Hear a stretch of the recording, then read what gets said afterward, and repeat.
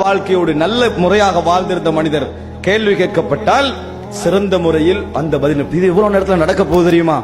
நாங்க அடுத்த செகண்ட் மரணித்தால் இந்த விசாரணைக்கும் எங்களுக்கு இடையில ஒரு நாளும் இல்லை. அதை புரிந்து கொள்ளுங்கள்.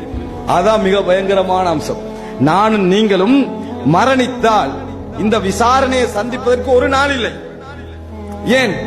மரணிச்ச உடனேயே நம்மளை குளிப்பாட்டி கபனிட்டு தொழுவித்து அடக்குவதற்கு ஒரு நாள் எடுப்பாங்களா? இல்ல. அடக்கி நம்ம பிரிஞ்சிட்டோமா கேள்விக்குரிய மலக்குமார்கள் வந்து விடுவார்கள். எனவே மரணம் எங்களுக்கு அண்மையில் தான் இருக்கிறது. விசாரணை மிக அண்மையில் தான் இருக்கிறது. பயங்கரம் நம்மளுக்கு மிக அண்மையில் தான் இருக்கிறது.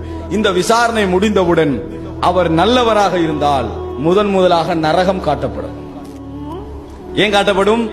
இதுதான் நீங்கள் போக இருந்த இடம். அது மட்டுமல்ல, மக்அதஹு மினன்னார், நரகத்தில் அவர் போக இருந்த இடம் காட்டப்படும். நரகத்தில் அவர் போயிருந்தா எந்த இடம் என்று அந்த இடம் என்ன செய்யப்படும்? காட்டப்படும்.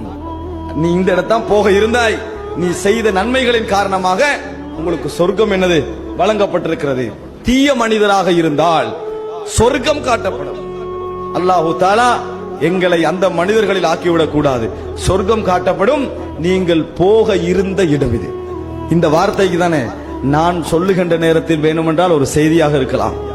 கபருடைய விசாரணை நேரத்தில் நீங்கள் போக இருந்த இடம் இது என்ற வார்த்தைக்கு தானே உலகத்திலே அது போன்ற ஒரு வேதனையான வார்த்தை இருக்கிறது. உலகத்திலேயே அது போன்ற ஒரு வேதனையான, கண்ணீரான, கவலையான ஒரு வார்த்தை இருக்க முடியுமா? நீங்க போக இருந்த இடம் இது. யாலைத்தனி குந்து துராபா, யா அல்லாஹ் நான் மண்ணாக போயிருக்க கூடாதா என்று சொல்லக்கூடிய ஒரு மனநிலையில் உள்ள இடம் தான் அது. நீங்கள் போக இருந்த இடம் இது, இப்ப நீங்க போக போற இடம் இந்த நரகம் என்று அந்த இடத்தில் காட்டப்படும்.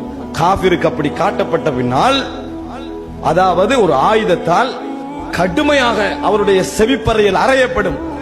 அந்த சத்தத்தை இந்த உலகத்தில் மனித ஜின் வர்க்கத்தை தவிர மற்ற அனைவர்களும் செவிமடுப்பார்கள். மற்ற அனைவர்களும் செவிமடுப்பார்கள் என ரசூலுல்லாஹி, அத மற்ற அனைத்து மிருகங்கள் மற்ற உயிரினங்கள் எல்லாம் செவிமடுக்கும் என ரசூலுல்லாஹி ஸல்லல்லாஹு அலைஹி வஸல்லம் அவர்கள் சொல்லி காட்டினார்கள். அன்புள்ள சகோதரர்களே, நல்ல மனிதராக இருந்தால் நீங்கள் என்னது இங்கே உறங்குங்கள். ஒரு புதுமாப்பிள்ளை உறங்குவது போல அதாவது உறங்குங்கள். கபர் விசாலமாக்கப்படும். சொர்க்கத்துடைய வாசல் அவரை நோக்கி திறக்கப்படும். ஒரு நல்லதொரு உறக்கம் என்ன செய்யும்? அவருக்கு கிடைக்கும்.